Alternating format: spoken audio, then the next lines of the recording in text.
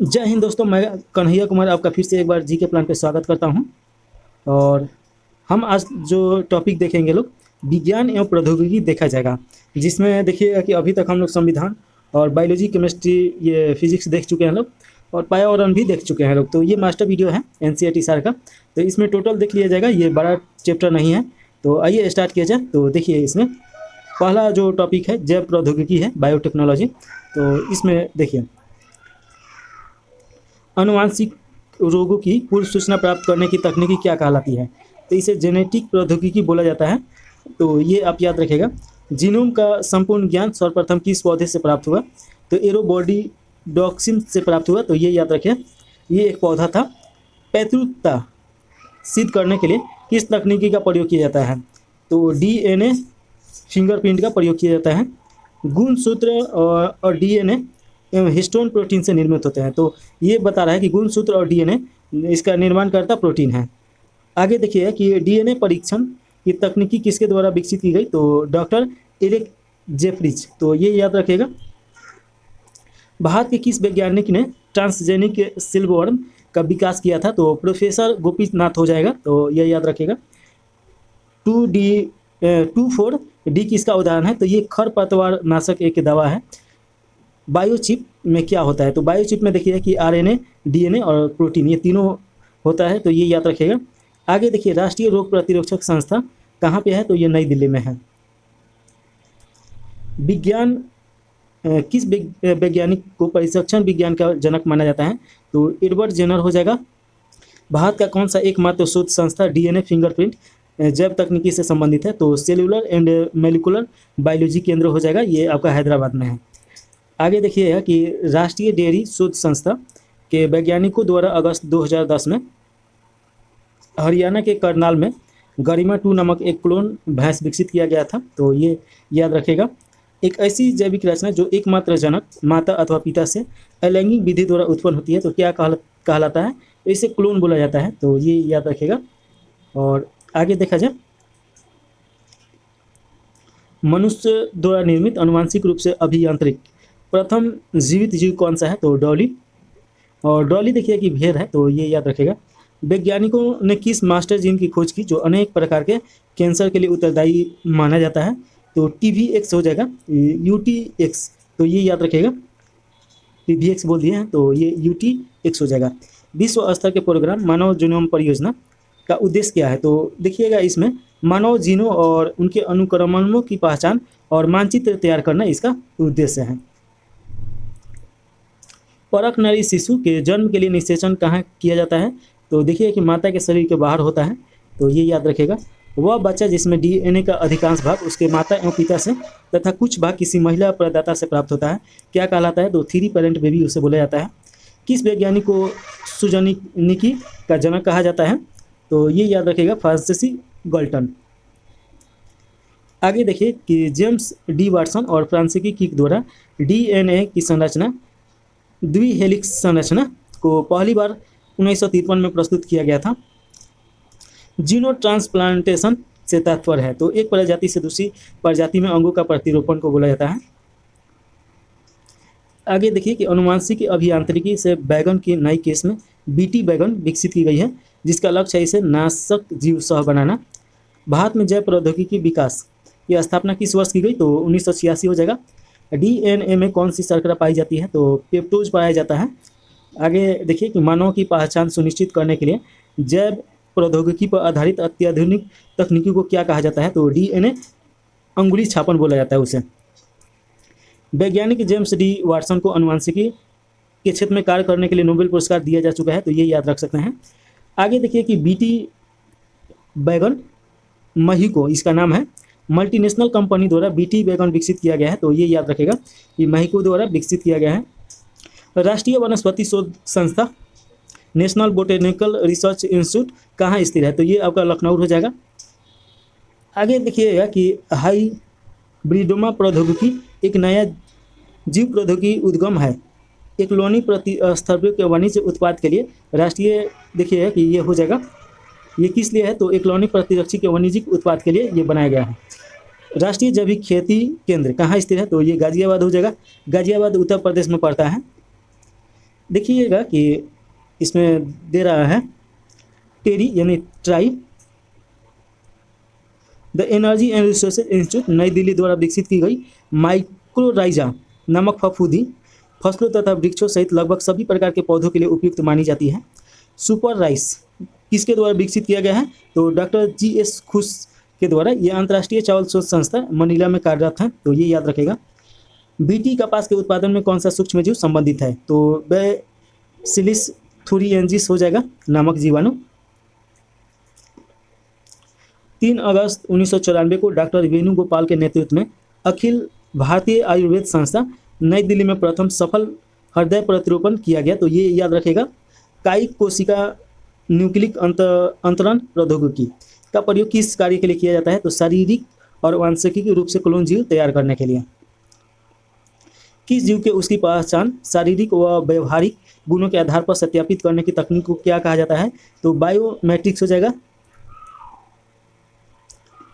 25 नवंबर 2007 को केंद्र सरकार द्वारा centre for cellular and molecular biology Hyderabad में देश के पहले स्टेम सेल तकनीकी और पुनरुत्पादन औषधि पर चिकित्सकीय अनुसंधान स्थापित किया गया है, तो ये आप याद रख सकते हैं।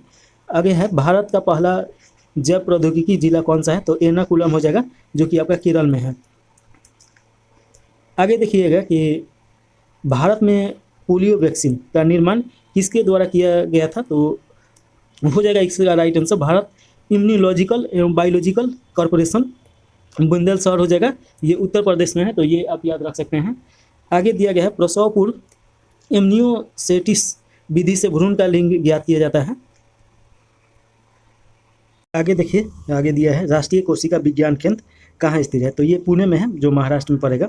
शरीर की उन कोशिकाओं को कहा जाता है जिसमें शरीर की किसी भी प्रकार की कोशिका में विभाजन तथा विशिष्टीकरण की क्षमता और जो कई गंभीर बीमारियों पर शोध का केंद्र बिंदु है, तो इसे कायी कोशिकाएं बोला जाता है। आगे देखिएगा कि इंस्टीट्यूट ऑफ माइक्रोबियन टेक्नोलॉजी कहाँ स्थित है? तो ये चंडीगढ़ में है और 1984 में इसका स्थापना किया गया था। अंगुलियों के निशान को बहुरंगीय सतह पर उभारने हेतु किस रसायन का प्रयोग किया जाता है? तो फ्लोरोसेंट पाउडर का प्रयोग किया जाता है। ऐसे सूक्ष्मजीव जिनका प्रयोग करके पौधे के पोषक तत्वों की प्राप्ति कराई जा सकती है क्या कहलाते हैं? तो जैव उर्वरक बोला जाता है। राष्ट्रीय पादप प्रौद्योगिकी केंद्र कहाँ स्थित है? तो ये देखिए कि नई दिल्ली में है। लखनऊ में विश्व का दूसरा तथा एशिया का प्रथम DNA बैंक स्थापित किया गया है, देखिए कि बायोटेक पार्क में, तो ये हो जाएगा।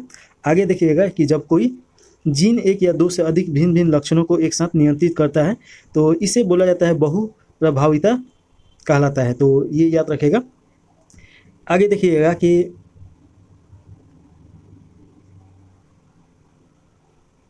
सुनहरे धान में बीटा कैरोटीन निर्माण करने वाले जीन को किस नाम से जाना जाता है? तो फाइटोन सिंथेसिस तथा फाइटोन डिजाटूरेट के नाम से जाना जाता है। देश में 2 प्रमुख उत्तक संवर्धक पायलट संयंत्र कहाँ स्थापित किए गए हैं? तो इसे बोला जा सकता है राष्ट्रीय रासायनिक प्रयोगशाला पुणे तथा टाटा ऊर्जा अनुसंधान नई दिल्ली। कौन सा जैव प्रौद्योगिकी को नुकसान पहुंचाने वाले कीटो एवं अन्य आर्थ्रोपोडा को नष्ट करता है? तो बेकुलोवायरस हो जाएगा। क्रिस्पर-Cas9 प्रौद्योगिकी किस लिए प्रयोग की जाती है? तो देखिए कि जीनोम के कुछ भागों को DNA अनुक्रमों से निकालने, जोड़ने या बदलने में सक्षम बनाती है, तो ये याद रखेगा। आगे देखिए कि हिमालय जैसी संपदा प्रौद्योगिकी हिमाचल प्रदेश में स्थित है। अगला हम लोग का जो टॉपिक है, इस टॉपिक का नाम है अंतरिक्ष प्रौद्योगिकी स्पेस टेक्नोलॉजी। तो चलिए देखा जाए। यूरी गार्गिन 1961 मानवयुक्त अंतरिक्ष उड़ान भरने वाले प्रथम अंतरिक्ष यात्री हैं, तो ये याद रखेगा। चंद्रमा की सतह पर उतरने वाला प्रथम या पहला अंतरिक्ष यान कौन सा था? तो लूना 2 था। यह 13 सितंबर 1959 में उतरा था और ये सोवियत संघ द्वारा प्रक्षेपित किया गया था। नील आर्मस्ट्रांग चंद्रमा पर किस यान से गए थे? तो अपोलो 2 के द्वारा गए थे और ये चंद्रमा पर पैर रखने वाले प्रथम व्यक्ति हैं। देखिए कि अंतरिक्ष प्रक्षेपित किए जाने वाले प्रथम भारतीय उपग्रह का नाम बताइए। तो आर्यभट्ट हो जाएगा। 19 अप्रैल 1975 में इसे प्रक्षेपित किया गया था। अमेरिका अंतरिक्ष एजेंसी नासा की स्थापना कब की गई? तो 29 जुलाई 1958 को किया गया। 2 सितंबर 1971 को मंगल ग्रह पर उतरने वाला प्रथम मानव निर्मित यान मार्स 3 किस देश के द्वारा प्रक्षेपित किया गया था? तो सोवियत संघ हो जाएगा। एक भू स्थिर उपग्रह का परिभ्रमण काल होता है, तो ये 24 घंटा होता है। तियानवेन मंगल मिशन किस देश से संबंधित है? तो ये चीन से संबंधित है। इसरो की मास्टर कंट्रोल सुविधा कहाँ अवस्थित है? तो हासन कर्नाटक में हो जाएगा। देखिए कि मैं आकाशगंगा की नागरिक हूँ, यह कथन किसका है? तो कल्पना चावला का है। ये भारतीय अमेरिकी अंतरिक्ष यात्री हैं। नासा के अंतरिक्ष यान का नाम क्या है? तो कैसिनी। भारतीय मौसमी उपग्रह मैटसेट किस अन्य नाम से जाना जाता है? तो कल्पना 1 के नाम से जाना जाता है और 12 सितंबर 2002 को प्रक्षेपित किया गया था। वर्ष 1974 में पोखरण नाभिकीय परीक्षण को कौन सा कूट नाम दिया गया था? तो स्माइलिंग बुद्धा नाम दिया गया था। देखिएगा कि वर्ष 1980 में श्रीहरिकोटा में स्वदेश निर्मित पहले उपग्रह रोहिणी प्रथम का प्रक्षेपित किस प्रक्षेपण यान से किया गया है? तो CLV तृतीय हो जाएगा, यानी सैटेलाइट लॉन्च व्हीकल इसका फुल फॉर्म होता है। अंतरिक्ष में जाने वाला प्रथम भारतीय कौन था? राकेश शर्मा 1984 में गए थे अमेरिका के सैटेलाइट से। आगे देखिएगा,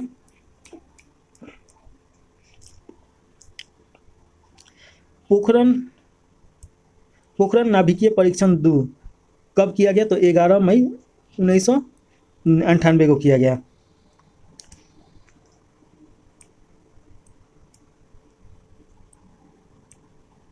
मैसेंजर किसका अन्वेषित अंतरिक्ष यान है? तो ये नासा का है। नासा द्वारा प्रक्षेपित मैसेंजर अंतरिक्ष यान किस ग्रह से संबंधित सूचना प्राप्त करने के लिए भेजा गया? तो बुध हो जाएगा। आगे देखिए कि DRDO द्वारा निर्मित मानवयुक्त वायुयान रुस्तम है। क्यूरेटिव रोवर किस ग्रह की जानकारी जुटाने के लिए प्रक्षेपित किया गया है? तो मंगल ग्रह हो जाएगा। स्पुतनिक 1 4 अक्टूबर 1957 को सोवियत संघ द्वारा निर्मित विश्व का प्रथम प्रक्षेपित उपग्रह है। नासा की जेट प्रणोदक प्रयोगशाला कहाँ स्थित है? तो कैलिफोर्निया में। भारतीय अंतरिक्ष अनुसंधान संगठन का स्थापना कब की गई? तो 15 अगस्त 1969 को किया गया। सोवियत संघ की सहायता से भारत का पहला रिमोट सेंसिंग सैटेलाइट कहाँ प्रक्षेपित किया गया था? तो बेंगलुरु में किया गया था। विक्रम साराभाई अंतरिक्ष केंद्र कहाँ स्थित है? तो तिरुवनंतपुरम केरल में स्थित है। देखिए कि इसरो द्वारा प्रक्षेपित यान को फैट बॉय के नाम दिया गया, तो CLVC मैक 3 को दिया गया। मेघा ट्रॉपिकल उपग्रह मुख्य उद्देश्य इसका क्या है? तो कर्क एवं मकर रेखा के बीच उष्णकटिबंधीय में मेघ निर्माण की प्रक्रिया का अध्ययन करना। मेघा ट्रॉपिक्स भारतीय फ्रांसीसी अंतरिक्ष एजेंसी का संयुक्त उपग्रह मिशन है। इसे इसरो के PSLV CA-18 के द्वारा रॉकेट द्वारा 12 अक्टूबर 2011 को प्रक्षेपित किया गया। MOM का पूर्ण रूप क्या है? तो मार्स ऑर्बिटर मिशन है। चंद्रयान द्वितीय किस रॉकेट के द्वारा प्रक्षेपित किया गया था? तो GSLV मार्क 3 हो जाएगा। वेटेलिना तेरेस्कोवा वर्ष 1963 में अंतरिक्ष में जाने वाली विश्व की प्रथम महिला यात्री हैं, तो ये याद रखेगा। और आगे देखा जाए, भारत के द्वारा प्रक्षेपित या स्थापित प्रथम बहुतरंगदैर्घ्य अंतरिक्ष वेधशाला कौन सी है? तो एस्ट्रोसैट है। एस्ट्रोसैट किस टेलीस्कोप का लघु संस्करण कहा जाता है? तो नासा के हबल स्पेस टेलीस्कोप के। आगे देखिएगा कि नासा द्वारा किस अंतरिक्ष पिंड के अध्ययन के लिए न्यू होराइजन्स नामक अंतरिक्ष यान भेजा है? तो ये प्लूटो हो जाएगा। गोल्डीलॉक्स जोन क्या है? तो ये ब्रह्म अंतरिक्ष में वह क्षेत्र जहाँ पृथ्वी जैसे ग्रहों की खोज की संभावना होती है। भारत का पहला प्रायोगिक संचार उपग्रह कौन सा है? तो एप्पल हो जाएगा। 1981 में भेजा गया। देखिएगा कि चंद्रयान प्रथम को सफलतापूर्वक प्रक्षेपित करने में भारत का कौन सा स्थान है? तो 6ठा स्थान है। आई इन द स्काई के नाम से कौन सा उपग्रह प्रसिद्ध है? तो कार्टोसैट उपग्रह हो जाएगा। मंगलयान किस रॉकेट के द्वारा प्रक्षेपित किया गया? तो PSLV 25 हो जाएगा। संख्या की दृष्टि से भारत मंगलयान को सफलतापूर्वक भेजने वाला कौन सा राष्ट्र है? तो चौथा राष्ट्र है। विश्व के कुछ प्रमुख रॉकेट प्रक्षेपण स्थल है, जिसमें देखिए कि लॉन्च व्हीकल है और देश है। तो किस देश का कौन सा है? तो देखिए कि श्रीहरिकोटा ये आंध्र प्रदेश में है और ये भारत का है। अष्टरखान ये रूस का है। प्लेस्टक कॉस्मोड्रोम ये रसिया का है, यानी रूस का। केप कैनावरल ये फ्लोरिडा USA का है। कैनेडी स्पेस सेंटर ये मेरिटी आइसलैंड फ्लोरिडा USA का है। कोरू देखिएगा फ्रेंच गुयाना दक्षिण अमेरिका का है। पामाचिम एयरबेस ये इजराइल का है। उचिनोरा स्पेस सेंटर कोगोशिमा जापान का है। यूमेरा देखिएगा ऑस्ट्रेलिया का है। हमास शहर ये देखिएगा ईरान का है। वेकानूर देखिएगा कजाकिस्तान का है। और अल अनवर देखिएगा ये इराक का है। जिडक्वान स्पेस लॉन्च व्हीकल ये चीन का है।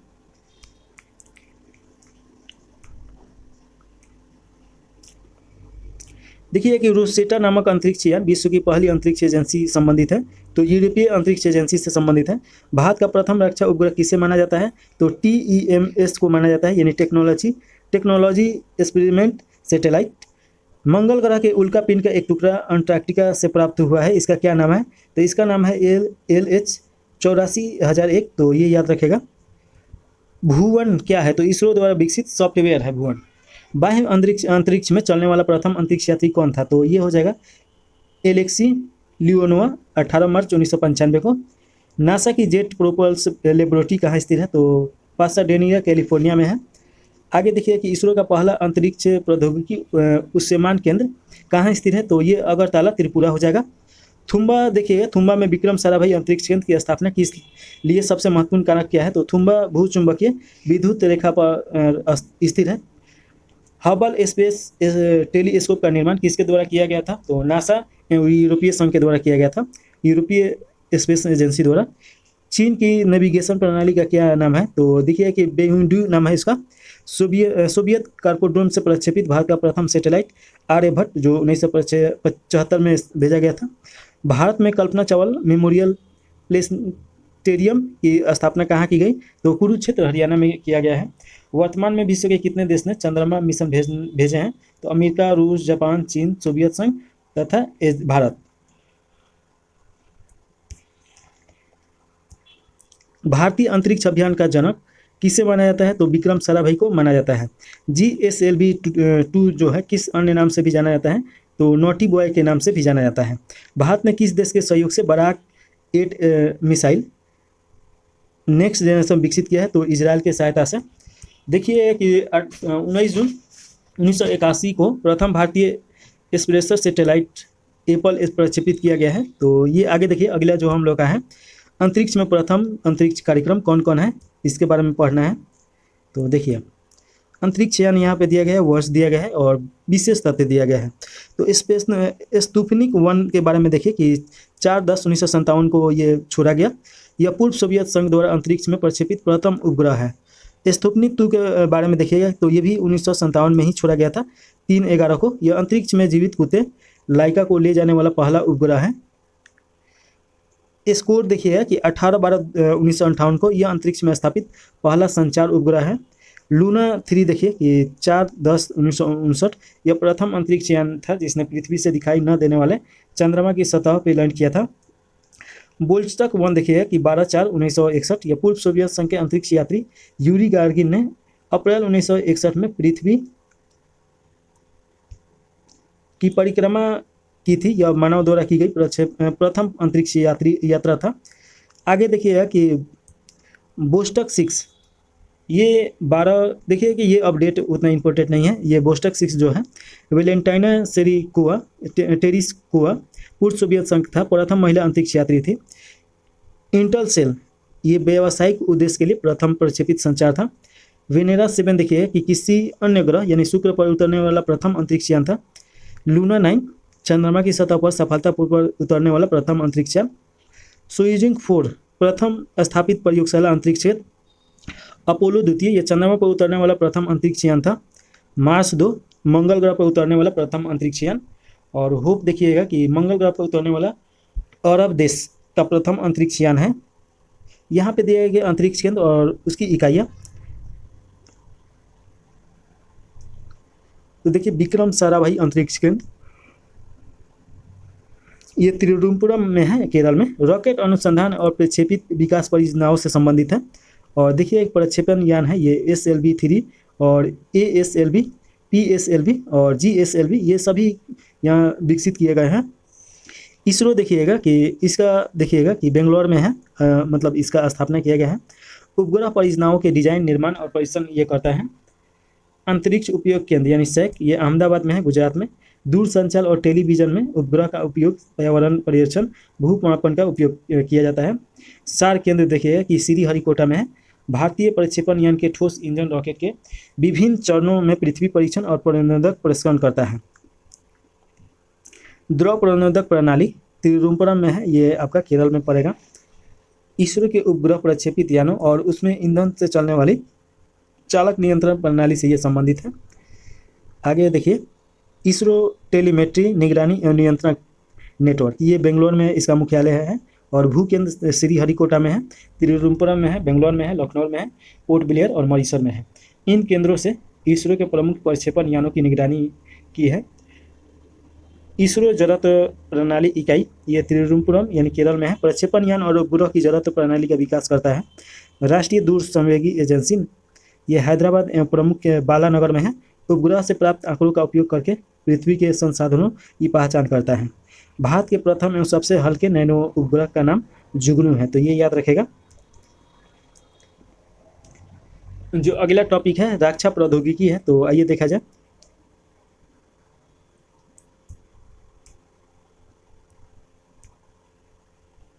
DRDO की स्थापना किस वर्ष की गई, तो ये 1958 हो जाएगा। भाभा परमाणु अंतरिक्ष केंद्र कहाँ पे है, तो ये ट्राम्बे में है, मुंबई में।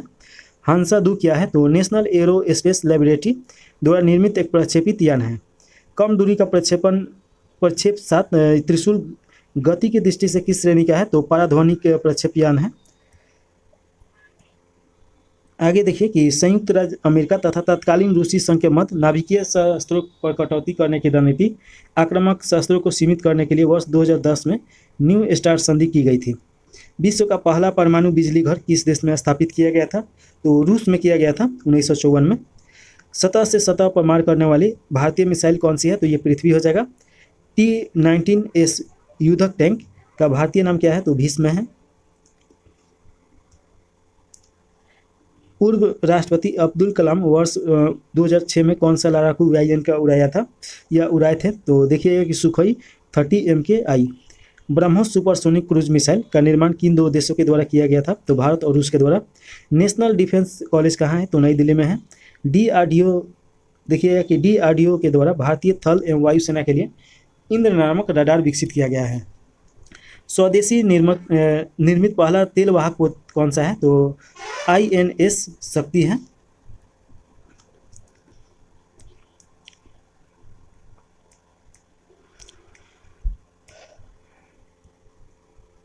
देखिएगा कि पूछा जा रहा है भारत की लघु दूरी एवं टैंक प्रतिरोधक स्वदेशी निर्मित प्रक्षेप यान का नाम क्या है, तो इसका नाम है आपका नाग हो जाएगा। आगे देखिएगा कि सतह से सतह पर मार करने वाली सौर्य गति की दृष्टि से किस श्रेणी की मिसाइल है, तो ये हाइपरसोनिक मिसाइल हो जाएगा जो ध्वनि की गति से बहुत अधिक है। आगे देखिए कि भारत द्वारा विकसित ICBS जिसकी मारक क्षमता 2000 किलोमीटर से अधिक है क्या है, तो अग्नि 2 मिसाइल है। अंतर महाद्वीपीय बैलिस्टिक मिसाइल इसका देख लीजिए ICBM इसका शॉर्ट नेम होता है। भारत द्वारा फाल्कन रडार सिस्टम किस देश से खरीदा गया है, तो इजराइल से। भारतीय वायुसेना का पहला स्वदेशी एवं हल्का लड़ाकू विमान कौन सा है, तो ये तेजस है। कलपक्कम तमिलनाडु में इंदिरा गांधी परमाणु अनुसंधान केंद्र 1971 में स्थापित किया गया था। भारत ने पहला परमाणु प्रक्षेपण किया था 18 मई 1974 को। एडमिरल गोर्स्कोव जिसे रूस ने बनाया है यह क्या है, तो नौसैनिक विमान वाहक जहाज है। भारतीय नौसेना में सेवारत INS शक्ति क्या है, तो तेल वाहक पोत है। संयुक्त राज्य अमेरिका ने पहला नाभिकीय विस्फोटक कहाँ किया था, तो हवाई सैंडल में किया गया था 16 जुलाई 1945 को। प्रक्षेप पात्र का विकास किसके द्वारा किया गया है, तो वाल्टर डॉनबर्गर और वर्नर वन ब्राउन के द्वारा।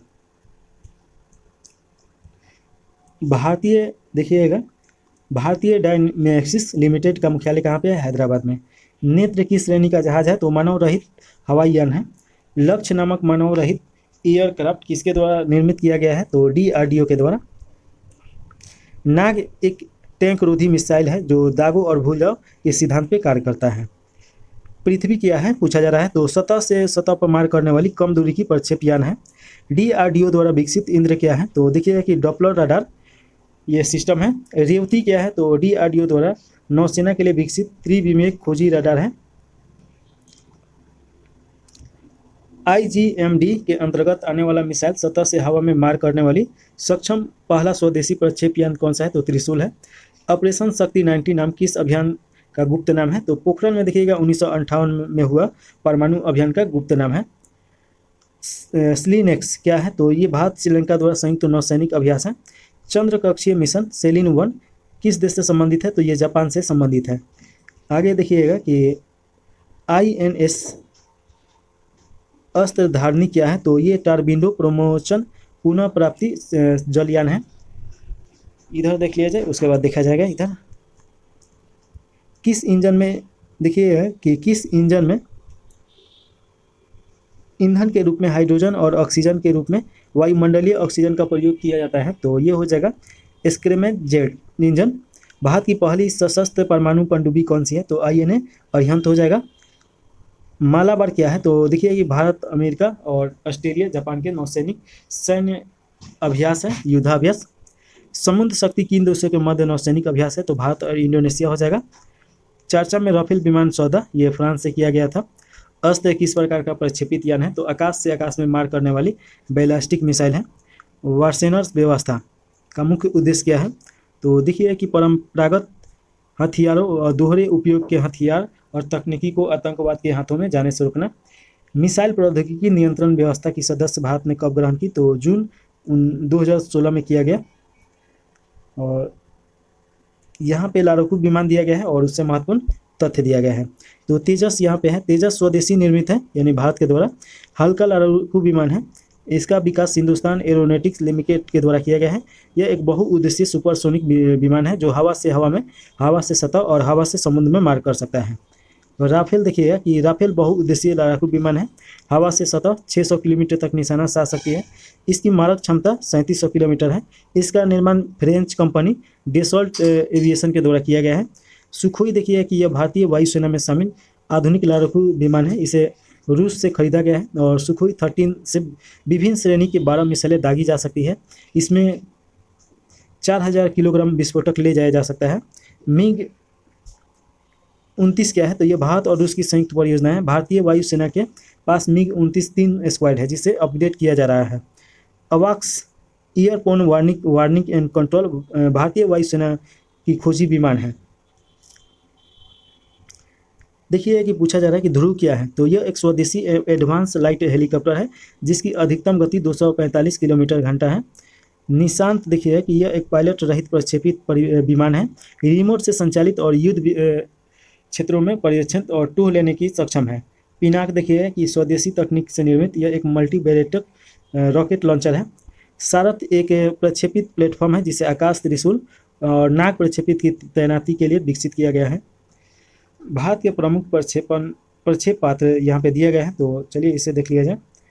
पृथ्वी सतह से सतह मार करता है और कम दूरी की यह मिसाइल है। इसमें देखिए कि अपग्रेडेड वर्जन इस 3 तक आ चुका है। पृथ्वी 1 का मारक क्षमता 150 किलोमीटर है और ये थल सेना है। पृथ्वी 2 देखिए कि ये 250 किलोमीटर वायुसेना में शामिल।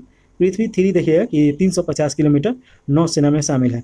पृथ्वी मिसाइल का प्रथम प्रक्षेपित फरवरी 1998 में चांदीपुर परीक्षण केंद्र से किया गया था। त्रिशूल देखिएगा कि ये सतह से हवा में मार करने वाली मिसाइल है। त्रिशूल का प्रथम प्रक्षेपण 28 दिसंबर 1996 को किया गया था। मारक क्षमता 500 मीटर से 9 किलोमीटर है। आकाश देखिए कि सतह से हवा में मार करने वाली मध्यम दूरी की बैलिस्टिक मिसाइल है। अग्नि 1 से लेके 5 तक इसमें है। तो देखिए कि प्रथम अग्नि 1 है 700 से लेके 1250 और अग्नि 2 देखिए कि 2000 से 3000 के बीच में। अग्नि 3 देखिए 3000 किलोमीटर से अधिक और 4 देखिए कि 3000 से 4000, 5 देखिए 5000 किलोमीटर तक। अग्नि सीरीज के तहत 5 मिसाइलें तैयार की गई है। ये एक बैलिस्टिक मिसाइल है जो परमाणु बम ले जाने में सक्षम है। नाग देखिए कि टैंकी रोध निर्देशक मिसाइल है। मारक क्षमता 4 किलोमीटर है। इसका प्रथम परीक्षण देखिए कि नवंबर 1990 में किया गया। इसे दागो और भूल जाओ के सिद्धांत पे किया गया। धनुष देखिए कि सतह से सतह में मार करने वाला मिसाइल है। मारक क्षमता 150 किलोमीटर है। परमाणु आयुध ले जाने की क्षमता 50 किलोमीटर है। यह पृथ्वी मिसाइल का नौसैनिक संस्करण है। अस्त्र देखिए कि हवा से हवा में मार करने वाली मध्यम दूरी की मिसाइल है। मारक क्षमता 10 से 25 किलोमीटर है और यह स्वदेशी तकनीक से निर्मित भारत का प्रथम मिसाइल है। ब्रह्मोस देखिए सतह से सतह एवं हवा से सतह मार करने वाला मध्यम दूरी की सुपरसोनिक क्रूज मिसाइल है। मारक क्षमता 290 किलोमीटर है। यह एक मल्टी प्लेटफॉर्म मिसाइल है जिसे जमीन, हवा और समुद्र से दिन एवं रात में लॉन्च किया जा सकता है। यह भारत और रूस की संयुक्त परियोजना है, तो ये याद रखेगा। इसका प्रथम परीक्षण जून 2000 में किया गया था। सागरिका देखिए कि सबमरीन लॉन्च बैलिस्टिक मिसाइल है। इसका पहला सफल परीक्षण समुद्र के भीतर फरवरी 2018 में किया गया था। यह परंपरागत एवं परमाणु दोनों प्रकार के आयुध ले जाने में सक्षम है। प्रधुन देखिए कि सतह से हवा में मार करने वाला कम दूरी का इंटरसेप्ट मिसाइल है। यह पृथ्वी एयर डिफेंस का दूसरा नाम है। शौर्य देखिएगा कि सतह से हवा में मार करने वाला मध्यम दूरी का मिसाइल है। मारक क्षमता 600 किलोमीटर है। इसका सफल परीक्षण 12 नवंबर 2008 को किया गया था। यह जल के भीतर जुड़ी जाने वाली सागरीय मिसाइल का संस्करण है। और यहाँ पे देखिए महत्वपूर्ण तथ्य दिया गया है। और युद्ध टैंक है अर्जुन। स्वदेशी तकनीक से युद्ध इस टैंक का विकास DRDO ने किया है। इसका भेदन क्षमता 25 किलोमीटर और अधिकतम 75 किलोमीटर घंटा है। रात में भी कार्य करने में सक्षम है और विषाक्त गैस और विकिरण से सुरक्षित रखना अर्जुन टैंक का मुख्य विशेषता है। भीष्म T-90S यह मध्यम श्रेणी का युद्ध टैंक है। इसका अधिकतम गति 60 किलोमीटर प्रति घंटा और लेजर निर्देशित मिसाइल है। भीष्म टैंक भारत और रूस की संयुक्त परियोजना है। कर्ण देखिए यह मध्यम श्रेणी का हल्का टैंक है जो नाभिकीय, जैविक और रासायनिक युद्ध सहन करने में सक्षम है। कर्ण लेजर रेंज फाइंडर तकनीकी से युक्त है। इसके बाद देखिएगा कि प्रमुख अनुसंधान और मुख्यालय यहाँ पे दिया गया है उसका। तो भाभा परमाणु अनुसंधान केंद्र, जिसका मुख्यालय मुंबई में होगा। इंदिरा गांधी परमाणु अनुसंधान केंद्र कलपक्कनम तमिलनाडु में है। राजा रमन्ना प्रौद्योगिकी केंद्र ये इंदौर में है, मध्य प्रदेश। परमाणु खनिज अन्वेषण अनुसंधान ये आपका हैदराबाद में पड़ेगा और ये हैदराबाद तेलंगाना में है। परिवर्धनी ऊर्जा साइक्लोट्रॉन केंद्र ये कलकत्ता पश्चिम बंगाल में है। परमाणु ऊर्जा ये विभाग की इकाई है। भारी जल बोर्ड मुंबई में है। नाभिकीय ईंधन परिषद हैदराबाद। भारतीय नाभिकीय ऊर्जा कॉर्पोरेशन लिमिटेड मुंबई में है। भारतीय यूरेनियम निगम लिमिटेड जादूगोंडा में है। और विकिरण एवं आइसोटोप प्रौद्योगिकी बोर्ड ये आपका मुंबई में है। इधर भी देख लीजिए ये दिया गया है संस्थान। भारत इलेक्ट्रॉनिक्स लिमिटेड बेंगलोर में है इसका मुख्यालय। और हिंदुस्तान एरोनॉटिक्स लिमिटेड ये बेंगलोर में है। भारतीय dynamics limited Hyderabad. Mishra Dhatu limited Hyderabad. Garden Reach shipyard engineering limited Calcutta. Bharat earth movers limited Bangalore में है। गोवा शिपयार्ड लिमिटेड वास्को डी गामा में है। और Mazagaon dock ship builders limited Mumbai में है। Ordnance factory Kolkata. Hindustan shipyard limited Visakhapatnam. देखिएगा कि DRDO द्वारा उपग्रह भेदी मिसाइल का परीक्षण सफलपूर्वक किस अभियान के अंतर्गत किया गया। तो मिशन शक्ति के द्वारा 27 मार्च 2019 को किया गया। अमेरिका, रूस, चीन के बाद भारत एंटी सैटेलाइट मिसाइल दागने की क्षमता रखने वाला चौथा देश है। ब्रोनकाई, पेटिया और इंटरनल ब्रू आदि शब्द किससे संबंधित है। तो साइबर आक्रमण से संबंधित है। उच्च गति डेटा संचरण के लिए प्रकाश को मध्यम रूप से प्रयुक्त किया करता है। तो लाइफाई। प्रोजेक्ट लून किससे संबंधित है। तो बेतार संचार प्रौद्योगिकी से। देखिए कि भारत में गूगल की निःशुल्क सार्वजनिक वाईफाई सेवा प्रदान करने वाला पहला रेलवे स्टेशन कौन है। तो ये आपका हो जाएगा मुंबई सेंट्रल रेलवे हो जाएगा। रैनसमवेयर क्या है। तो एक प्रकार का मालवेयर है। मालवेयर ऐसा कोई कंप्यूटर प्रोग्राम यानी सॉफ्टवेयर हो सकता है जो किसी कंप्यूटर सर्वर, नेटवर्क अर्थात क्लाइंट को हानि पहुंचाने के लिए डिजाइन किया जाता है। साइबर आक्रमण तथा आंकड़ों की चोरी के डर से बचने हेतु centre for development of advance computer किस सॉफ्टवेयर का प्रयोग करता है। तो नयन का। वाईमैक्स किससे संबंधित है। तो संचार उपग्रह से ये संबंधित है। सेंटर युक्त अंतर संबंधित वस्तुओं का नेटवर्क जो डाटा आदान प्रदान कर सकता है क्या कहलाता है। तो इंटरनेट ऑफ थिंग्स के नाम से जाना जाता है। नैनो टेक्नोलॉजी शब्द का प्रयोग सर्वप्रथम किसने किया था। तो नूरियो तानीचुंगी के द्वारा किया गया था। नैनो फोटोनिक्स किससे संबंधित है। तो नैनो स्केल पर प्रकाश के व्यवहार से यह अध्ययन करता है। देखिए कि वह सामाजिक ह्यूमनॉइड रोबोट कौन सा है जिसे हांगकांग स्थित कंपनी हैंसन रोबोटिक्स द्वारा लॉन्च किया गया है। तो ये आप याद रखेगा। नवंबर 2017 में रॉबर्ट सोफिया को सऊदी अरब की नागरिकता प्रदान की गई है। किस देश की नागरिकता पाने वाला पहला रोबोटिक है। तो ये पहला किसी भी देश का पाने वाला पहला ये रोबोटिक्स है। बैंकिंग संचालन को सुदृढ़ बनाने के लिए सॉफ्टवेयर रोबोटिक्स को लागू करने वाला प्रथम भारतीय बैंक कौन सा है। तो ये ICICI बैंक है। भारत के प्रथम औद्योगिक रोबोट ब्रावो का डिजाइन एवं निर्माण किस कंपनी के द्वारा किया गया। तो TSLA मैन्युफैक्चरिंग हो जाएगा। देखिए कि बैलिस्टिक्स स्माइल अधिकतम रेंज है। तो short range ballistic missile 100 kilometre से कम और मीडियम रेंज बैलिस्टिक मिसाइल 100 से लेकर 300 किलोमीटर का हो जाएगा। इंटरमीडिएट रेंज बैलिस्टिक मिसाइल 300 से 5500 किलोमीटर और इंटरसेप्टिव बैलिस्टिक मिसाइल 5500 किलोमीटर से अधिक है। कुंभकोणम जो तमिलनाडु के सिटी यूनियन बैंक ने नवंबर 2016 में भारत का पहला बैंकिंग रोबोट लक्ष्मी लॉन्च किया था, तो ये याद रखेगा। चलिए विविध है अगला, तो इसमें हम लोग को देखना है अल्टीमा थूले सबसे दूर स्थित ब्रह्मांडीय पिंड है जहाँ कोई अंतरिक्ष यान पहुँचा है। तो देखिएगा कि नवंबर 2019 में नासा द्वारा नया नाम क्या रखा गया है, तो उरुकोथ रखा गया है। प्रमुख नेवियन प्रणाली एवं देश, तो ग्लोबल पोजिशनिंग प्रणाली ये अमेरिका का है, कंपास नेविगेशन प्रणाली चीन का है, कंपास गैलीलियो पोजिशनिंग प्रणाली यूरोपीय संघ और ग्लोनास नेविगेशन प्रणाली ये रसिया का है। भारतीय अंतरिक्ष अनुसंधान संगठन के वर्तमान अध्यक्ष तो एस सोमनाथन है। इसरो द्वारा निर्मित सबसे बड़ा सबसे वजनी संचार उपग्रह कौन सा, तो GSAT-11 हो जाएगा। नासा के किस ग्रह के अध्ययन के लिए इनसाइडर मिशन का प्रक्षेपण किया गया था, तो मंगल ग्रह हो जाएगा। भारत के पहले प्रस्तावित मानवयुक्त अंतरिक्ष यान गगनयान है। देखिए कि चंद्रमा 2 कब प्रक्षेपित किया गया था, तो 22 जुलाई 2019 को। चंद्रयान 2 के लैंडर को विक्रम और जबकि रोवर को प्रज्ञान नाम दिया गया था। पृथ्वी और सूर्य का गुरुत्व संतुलन बिंदु लॉन्गरेंज पॉइंट है। चंद्रमा पर उतरने वाला पहला मानवयुक्त अंतरिक्ष यान का नाम है, तो ईगल हो जाएगा। देखिए कि अमेरिकी अंतरिक्ष एजेंसी नासा ने सूर्य के त्रिआयामी अध्ययन के लिए कौन सा मिशन अक्टूबर 2006 में प्रारंभ किया था, तो ये हो जाएगा एस्ट्रोडिनो मिशन हो जाएगा। जाली दस्तावेज का पता किरणों के माध्यम से लगाया जाता है, तो पारावैज्ञानिक किरण के द्वारा। सिम का पूरा नाम क्या है, तो सब्सक्राइबर आइडेंटिटी मॉड्यूल हो जाएगा।